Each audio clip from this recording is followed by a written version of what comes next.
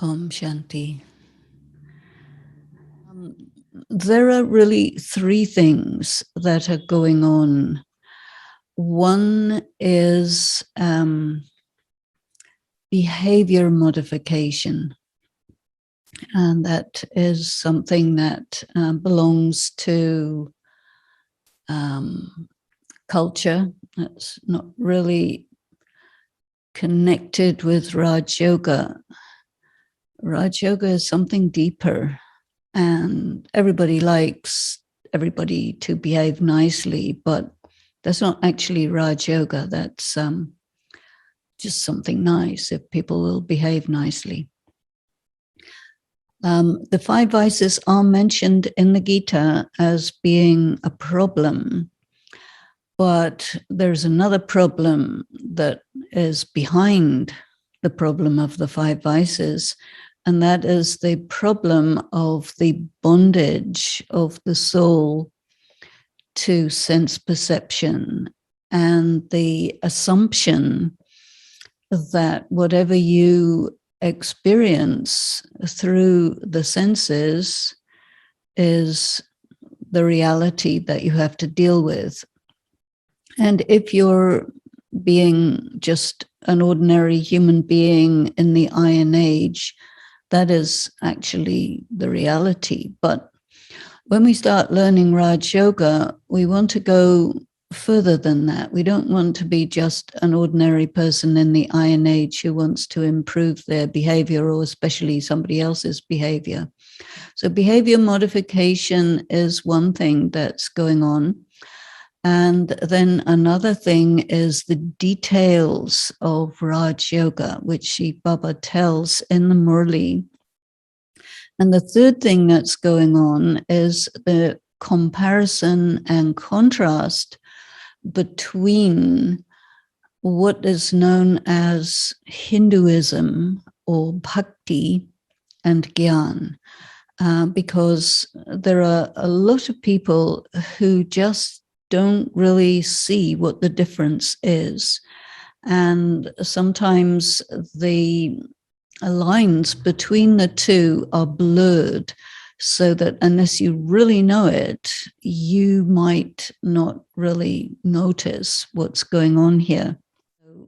What kind of state of being awake is Baba talking to us about? And it has to do with being spiritually awake, so that what we decide to do is based on how aware and awake we are about what is going on that is maybe quite invisible to people who are just seeing superficial reality.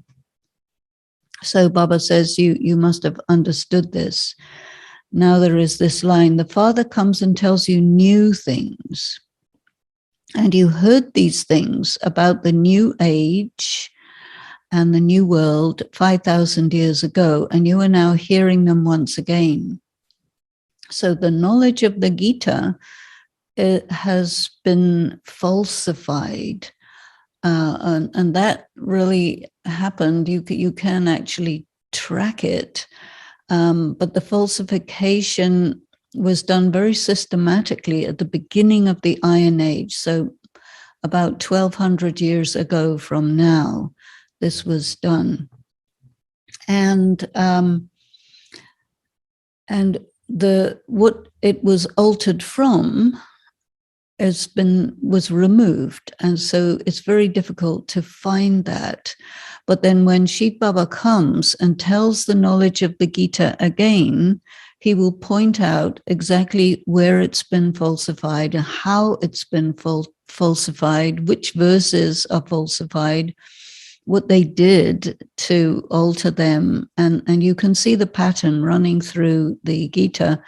So once you have this key of what Shiv Baba says, then it's very easy to isolate what is the real knowledge of the Gita that's still in the Gita, and what are the falsifications. So that's pretty interesting as a part of study for those who like to do that. So Baba is talking about the things of the path of devotion and the things of the path of knowledge. So all these things are all these concepts, these religious ideas and concepts and beliefs. And all of this goes back to what is known as Vedic India.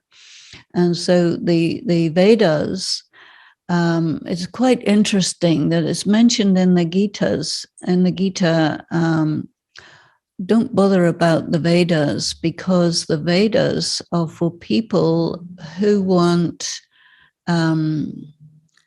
power and influence. So it's kind of political. And it's also taking material reality that you can perceive through the senses and the subtle matter, which is known as the sixth element of light, which is known in the Vedantic language as the Brahma Mahatattva. And so what they're teaching is that the elements of matter that you can perceive through the senses are deceptive because they vary all the time. Whereas the subtle element of matter, which is called light, the sixth element of light, that doesn't vary, and therefore it is called true.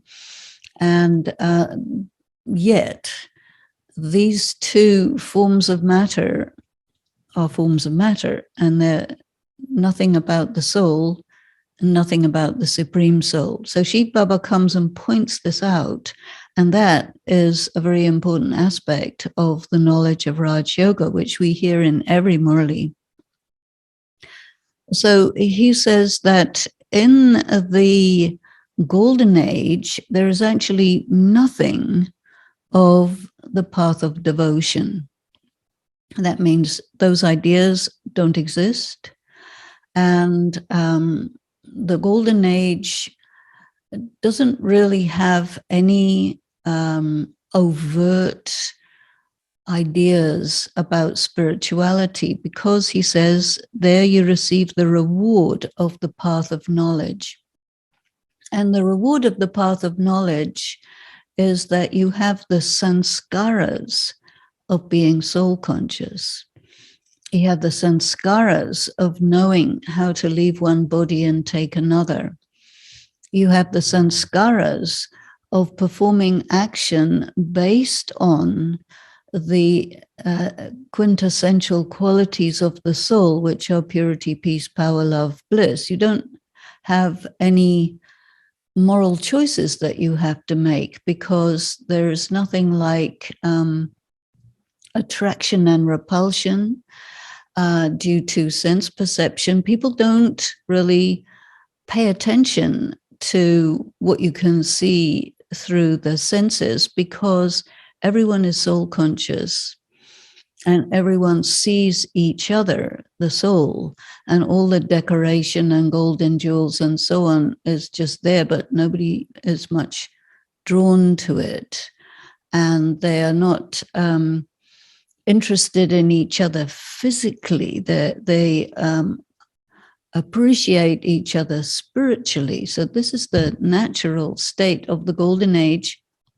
And so we really cannot use the word deity religion, because that presupposes there's some kind of a religion, which there isn't. But we can use the word deity dharma. So he talks about the Adi Sanatan Devi Devta Dharma, and Hindus talk about the Adi Sanatan Hindu Dharma. And so there's not much difference in that phraseology. And Hindus believe in gods and goddesses. So a normal Hindu who hears these two phrases would not really think that there's any difference between the two, because they don't make a difference between worshipping deities and being deities. They can't imagine being deities. But here Baba's saying, no, who are these deities? They're actually historical figures, and they lived on the earth, and they were human beings, and there was a civilization which is known as the Golden Age to us. And that time they just, they didn't call it anything in particular because that's all there was. And they don't know how they got there.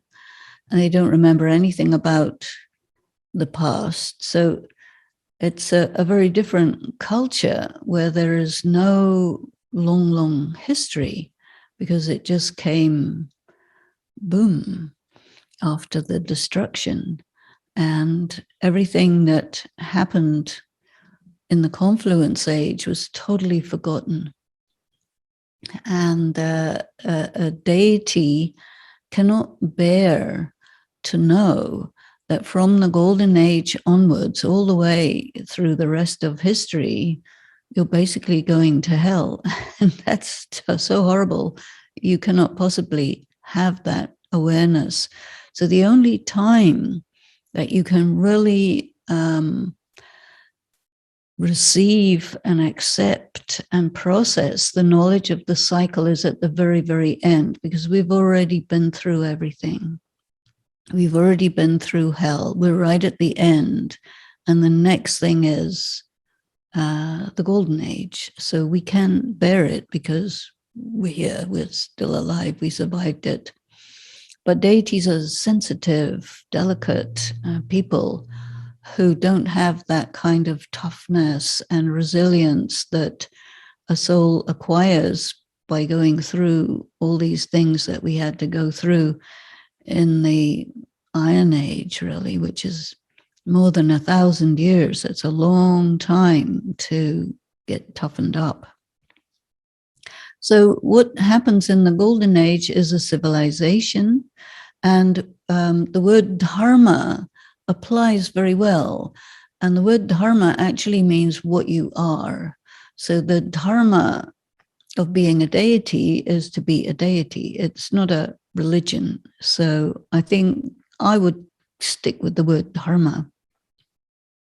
And the reward of the path of Gyan is that you are a deity. At the moment, we are thinking about becoming deities, trying to imagine what a deity is, but it's pretty difficult for a BK, let alone not a BK, to imagine what it would be like to actually be a deity. So we have to think about this rather deeply. And especially in the early days of Gyan, Baba gave people the experience of being a deity by putting them in trance for several days at a time, so that they would, go to sleep, get up, eat, take a bath, everything in the consciousness of a deity. And so they would experience it, and they would also describe it to the other BKs who were around. And this was what was going on during these first 14 years when it was the Bhatti in Karachi.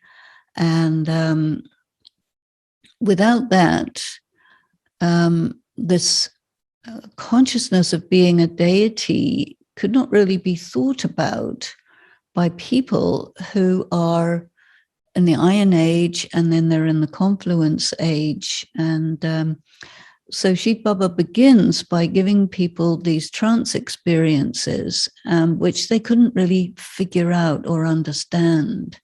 And then as the Murlis started to flow more and more in detail, what we have now is the last 5 years of Murlis. Everything had been explained fully. And all the information had been given. So this is what we're studying at this time. So he says, you children are now earning a true income for the new world. And so he talks about knowledge as income. And he makes a comparison with any time you study in a university, any higher education or technical education, you study specifically so that you can get a well-paying job. And here we're studying specifically so that we can take birth in a royal family as a prince or princess. And as we grow up, we then become kings.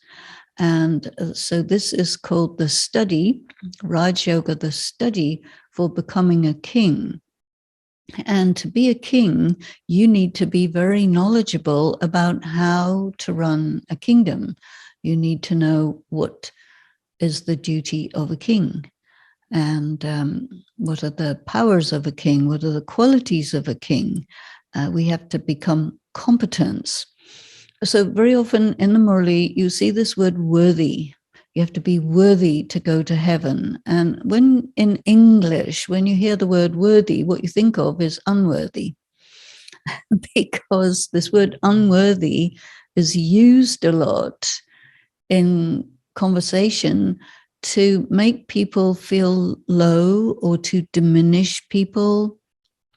And so this is how this word unworthy is used. You're unworthy of going to heaven. You're unworthy of being in this place. You're no good, etc., etc. So these very pejorative statements exist quite a bit in the Iron Age, and they're there in the language.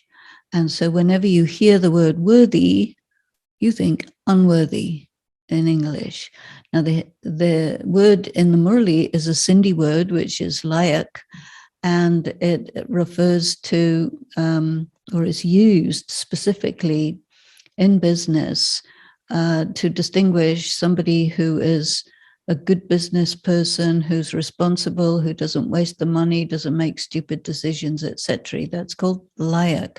And nalayak is somebody who's really very stupid in business. They make bad mistakes, bad decisions, and they waste the money, and they not concerned about quality, and on, all of this.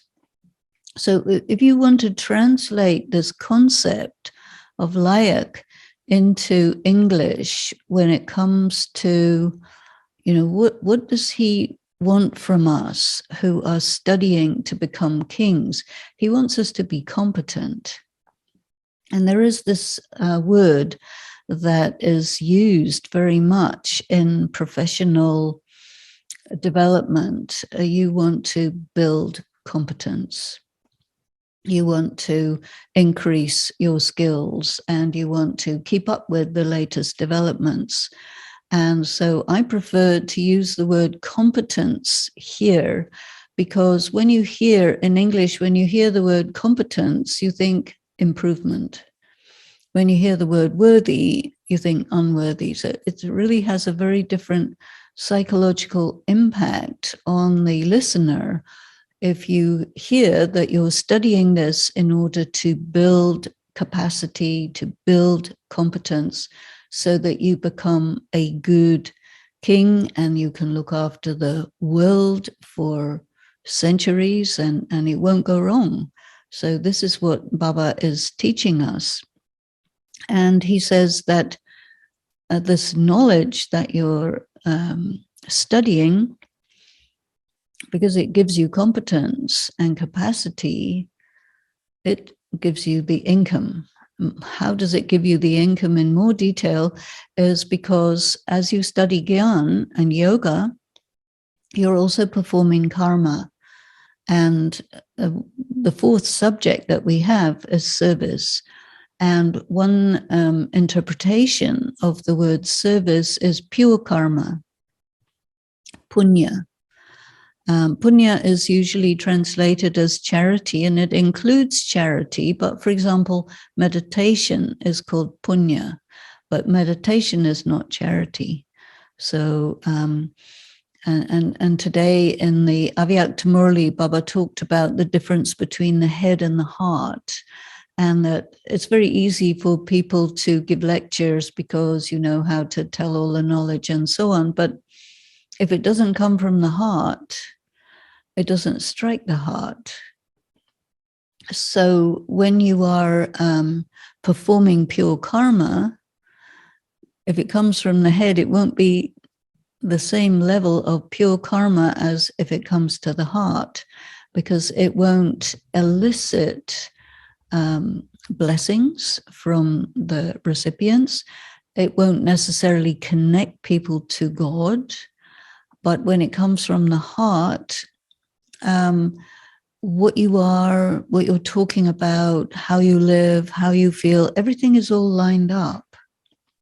There's no dissonance between what you are and what you say. And so it has this sound or ring of truth. So someone who's really telling the truth, you can hear it in their voice, in their face, in their vibrations. So this is really pure karma.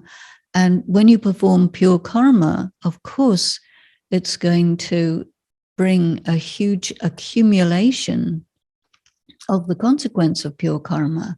So one is pure karma between yourself and other human beings.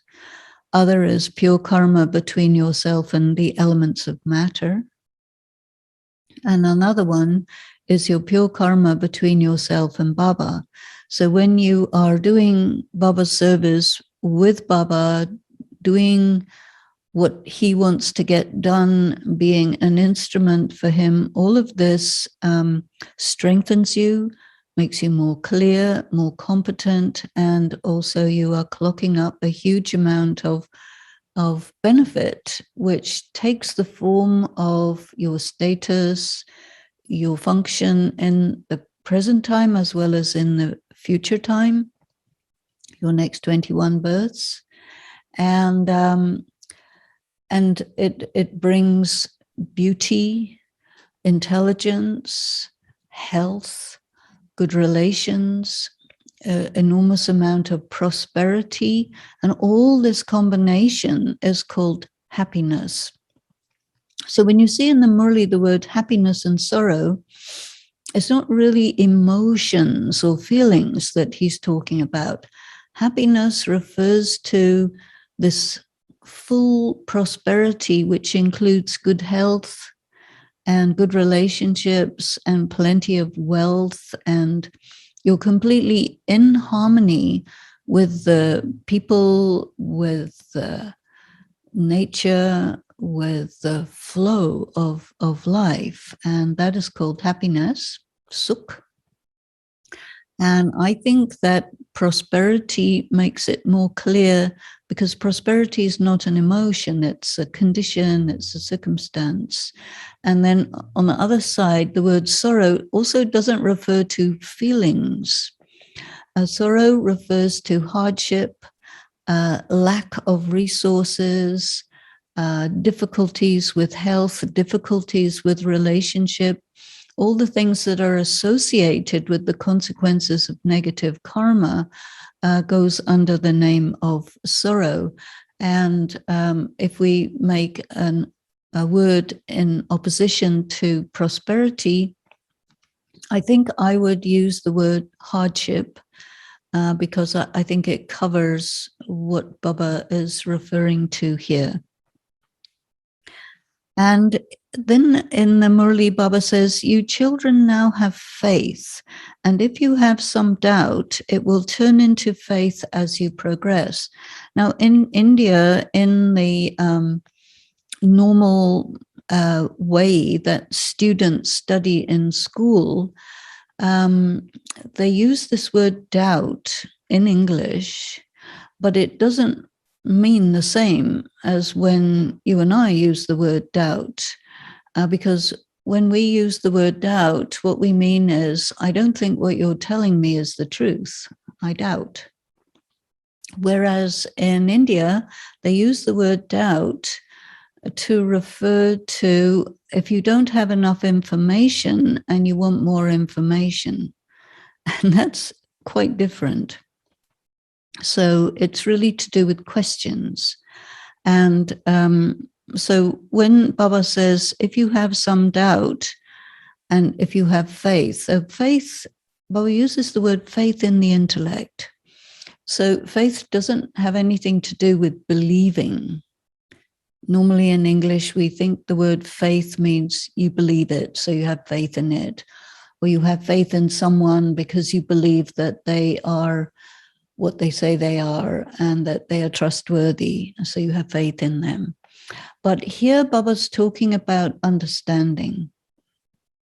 And so we take time when we're studying these things. These concepts are really new, as Baba also said right in the beginning of the Murli. These are new concepts.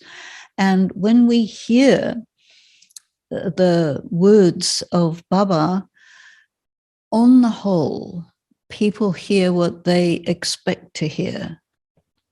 And when they hear something new, they will process it as if it's something they already know. And although they will be told this is new, they will hear something they never heard before, but they won't register that it's new. This is a phenomenon of consciousness. And when a person listens to the knowledge and they say, wait a minute, what are you saying? This is totally different. Slow down. Tell me again. What are you talking about? This is not what we are used to hearing. Now, when somebody has that response, then you know that they've heard you. Because it's normal to talk about the soul, it's normal to talk about God, it's normal to talk about cycles. And so people hear the knowledge in such a way that what they take in is something they already knew. And that means that for people who grew up in a Hindu environment, and they're used to the songs and the stories and the myths and the legends and the scriptures, they will listen to Gyan without really noticing that it's actually very, very different. But somebody who's from a different culture, they may be from Islam or Christianity or Judaism or Buddhism or something, again, different, they will say, wait. What are you saying? So they will really notice the difference because it's more tangible. It's more different than the difference between Gyan and Bhakti. And so from that point of view, someone who didn't grow up in Hinduism is at an advantage, but then they're at the disadvantage that they don't have all the references. So then many people will say, oh, well, I better know what's in the Gita. If Baba says the Gita's been falsified, I need to know what's true and what's false. Because if you just take Gyan out of context without really knowing what the references are, it's like a bubble in the sky and it's not in a context. So we need to have it in a context. And if we don't know the background, then we need to study and take a look at all these references so that we know what he's talking about. We need to know the stories, the myths, the legends, the Mahabharata, the Ramayana, the Manusmriti, the Bhagavad, which is not the same as the Srimad Bhagavad Gita. We need to know the Vedas, the Upanishads. That's a lot of material. So who has time for that? But a few people say, oh, I better sit down and read these things. So then he says this expression, Jivan Mukti, in 1 second. This is a very interesting method of Baba's teaching. He will use an expression that's very, very famous and that Hindus believe. They may not know what he's talking about or what it refers to, but they've heard it since childhood. So they know that there is something called Jivan Mukti in a second, liberation in life in a second. And so it's famous. So when Baba uses that expression, Jivan Mukti in a second, the antenna will go up. Oh, yes, I know. I've heard about that before. And then he says, well, you know this expression, but you don't really know what it means. So I'm going to tell you what it means. And this is a very frequently used teaching method of Baba. He will take an aphorism. These statements are called aphorisms because everybody's heard them, they believe them, but they don't necessarily know what they refer to or what they mean. But at least they believe them. So Baba will go where someone is and then take them step by step with explanation to the point where they understand what he's talking about. So he says, okay, liberation in life in a second has been remembered. What is that? So he explains, you belong to Baba. How is that connected with liberation? So normally a person, and most of the people who are listening to the Murli, especially in the beginning, I think it's more like 50-50 now, but in the beginning it was mostly women and mostly young women. So a woman in many societies belongs to her father at first, and then he will give her to a husband, so then she belongs to him. And then if he dies after some time and she got a son, then she belongs to him. And so whoever you belong to in the old traditional societies means that you have to do what they want and do what they say, and you do not have any rights. You do not have any freedom. And if they're nice to you, that's great. But if they're not, nothing you can do. And because it's the Iron Age, and we tend to get born into families where we have karmic accounts. This is the law of karma, that you will get born where you have unresolved karmic accounts. So there will be problems between yourself and your parents, your siblings, your children, your spouse, your cousins, because once you're in a family, you can't escape. And so you're in this bondage. And once you recognize that you're a soul and that you actually don't belong to these people, you actually belong to God, then immediately you are free from the idea that you belong to them. And so Baba tells you this and you hear it, but it takes a lot of time and a lot of deep thinking to grasp the full implications of I do not belong to these people. And I remember a wonderful story about Daddy Janki, which will illustrate this.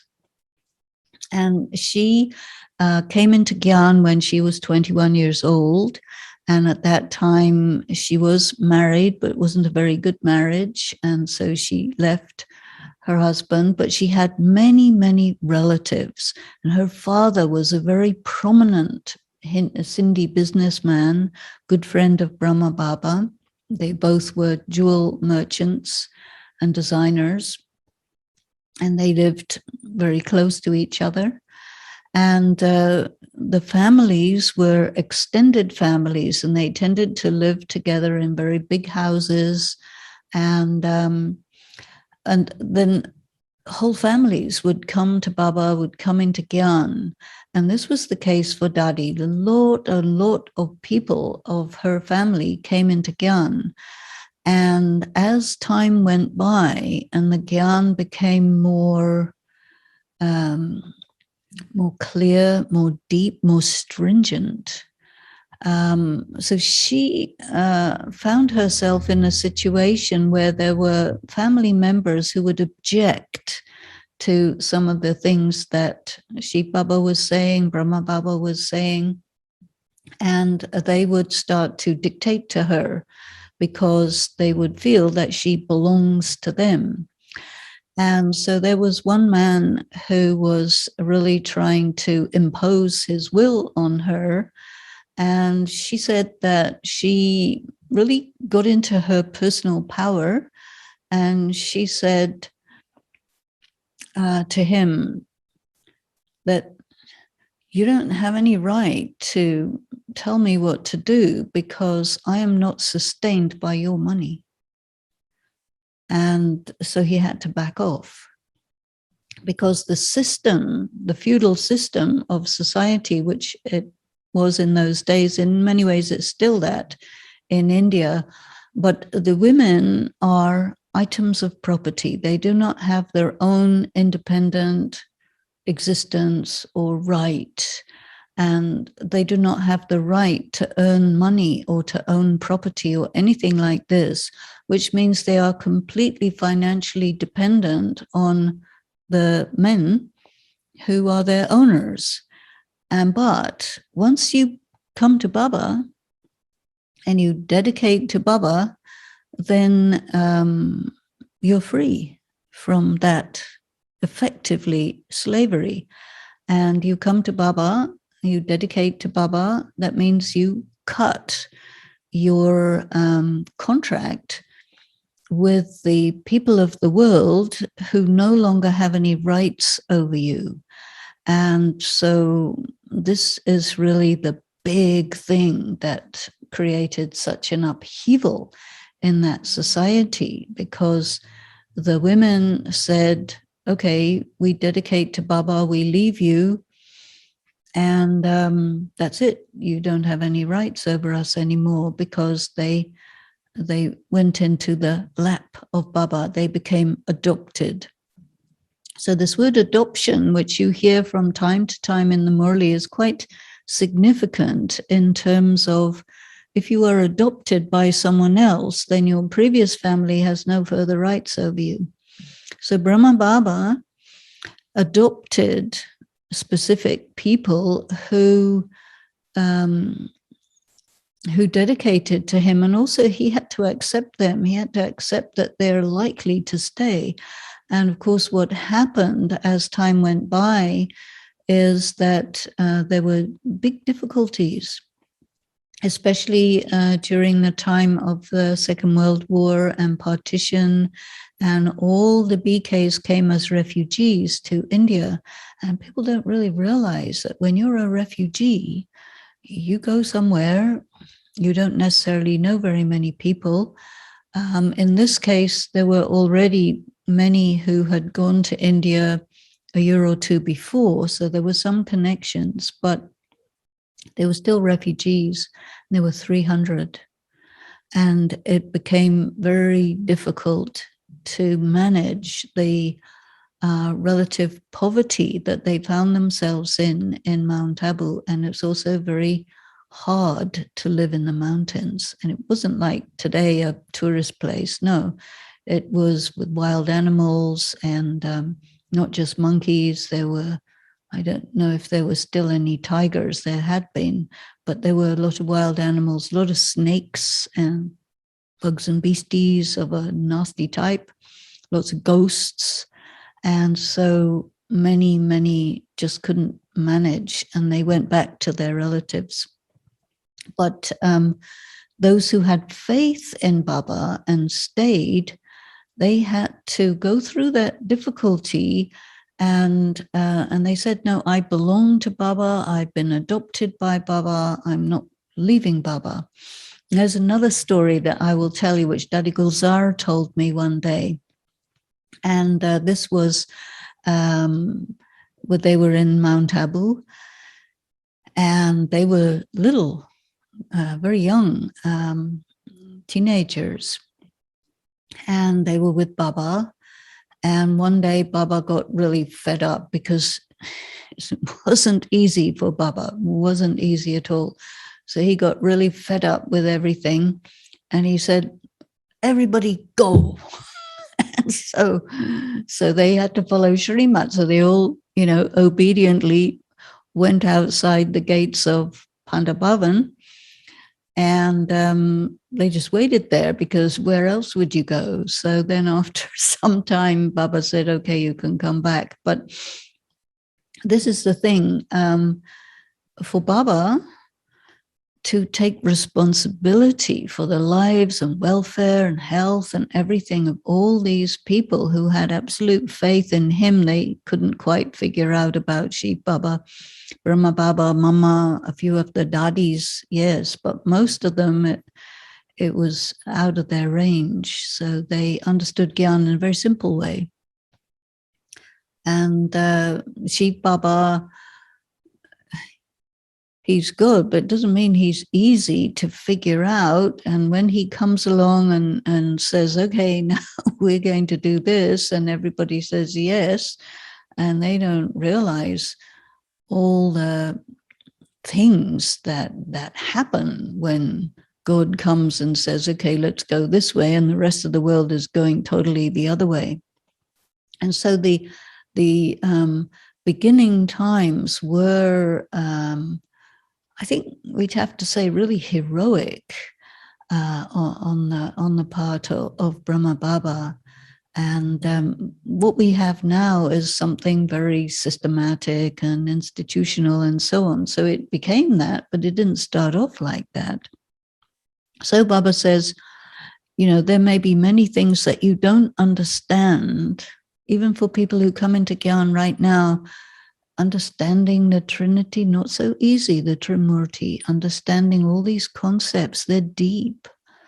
You know, just to understand soul consciousness, to understand what the soul is, just you say, okay, mind, intellect, sanskaras, those are words, but to really get it and to really come into the consciousness of the soul and feel the difference when you're in body consciousness, soul consciousness, and pulled by sense perception, pulled by karmic accounts, how you develop the powers to neutralize those pulls and really understand things from a completely different angle so that you really get the vast chasm that lies between jnana and bhakti.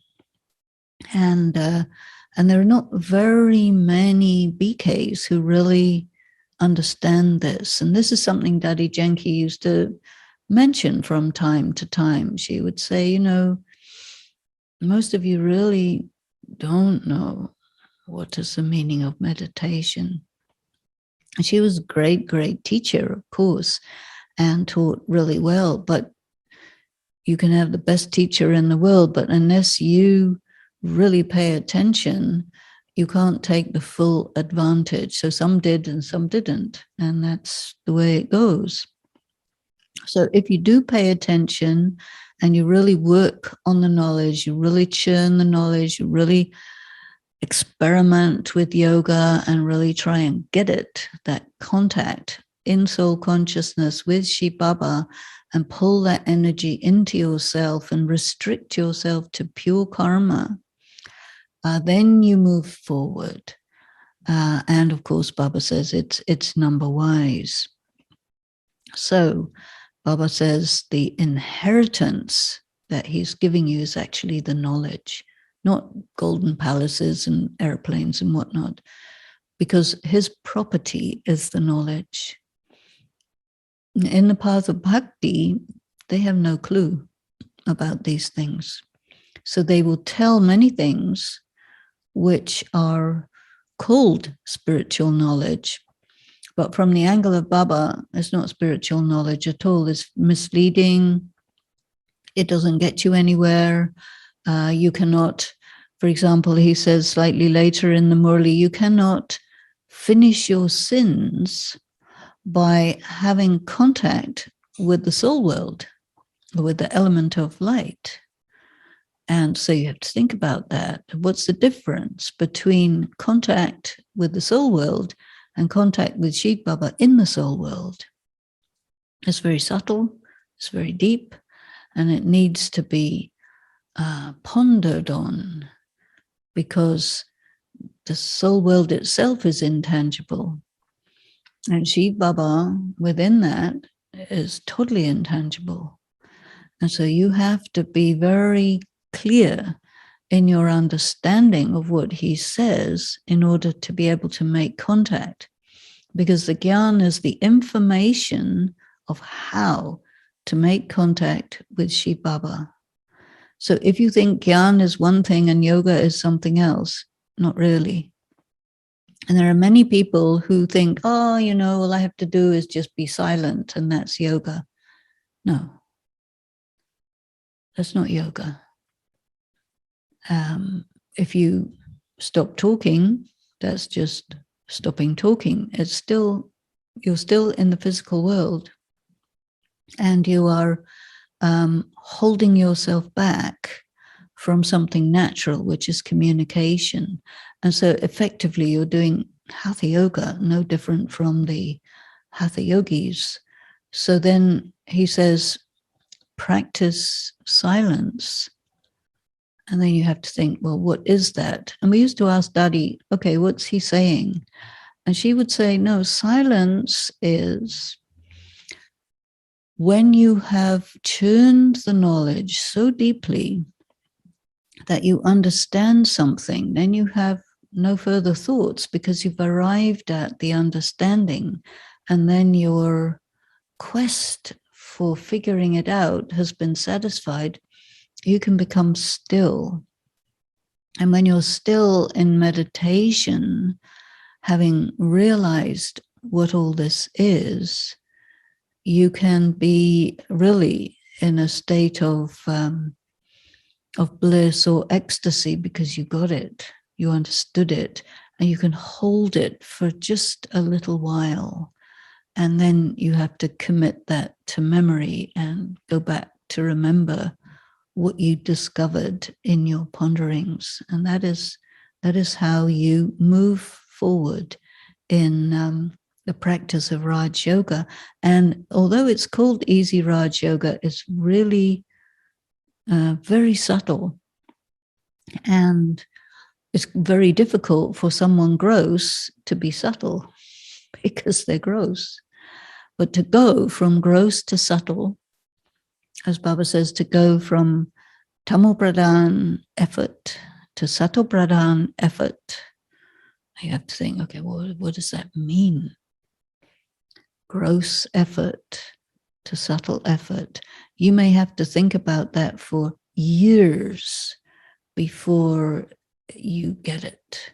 And this is why he talks about the value and usefulness of doing this practice over a long time, because you have enough time to play with it, to figure it out, to hear it many, many ways, many, many times, to participate in the extraordinary wonder of the Brahmin family, the World Spiritual University, the university come hospital, to work through your stuff, your karmic accounts, to do the inner work. All of that is continuous work, never ending, and it's not superficial. We have to start somewhere. So we do start relatively superficially, and then every so often we get stuck, we get confused, we don't understand, we get the wrong end of the stick. And if you keep going, it becomes clear.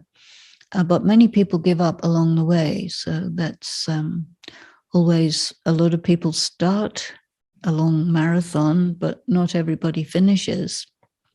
So Baba says, keep going, just keep listening, keep practicing, keep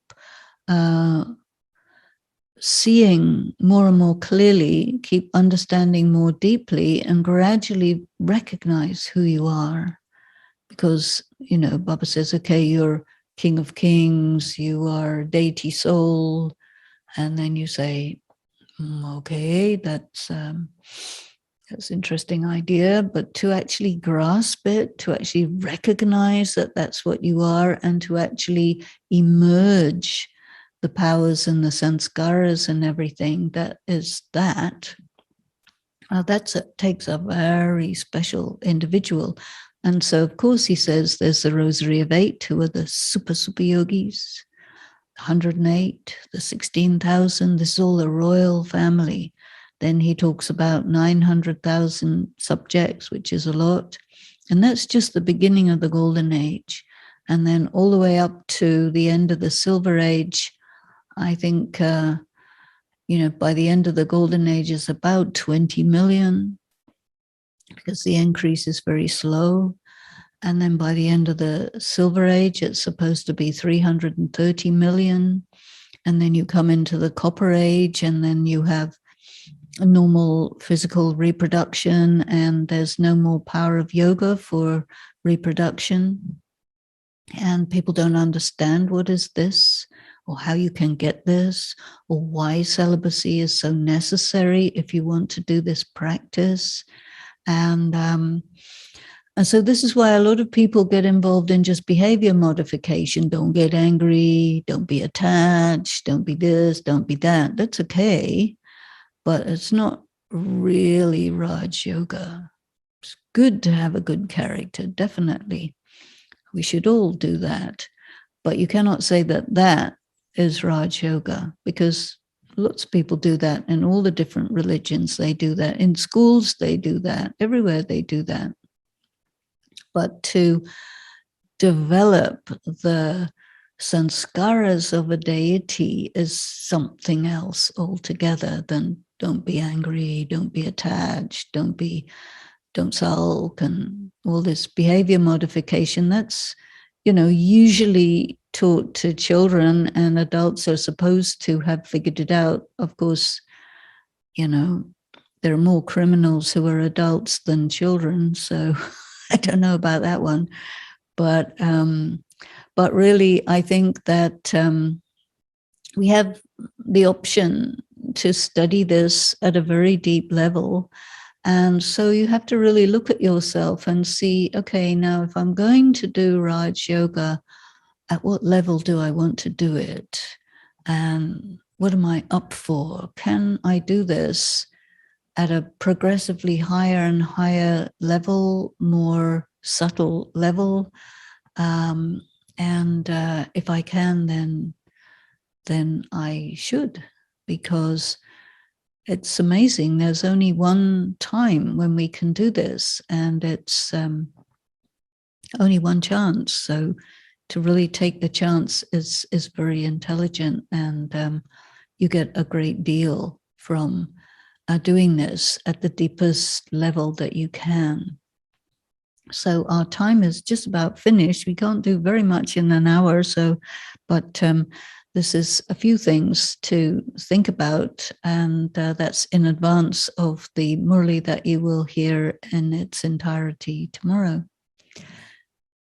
So let us have a few moments with Baba and just ponder on really being soul conscious, detached from sense perception, go into a subtle state and try to connect with Shiv Baba. Om Shanti.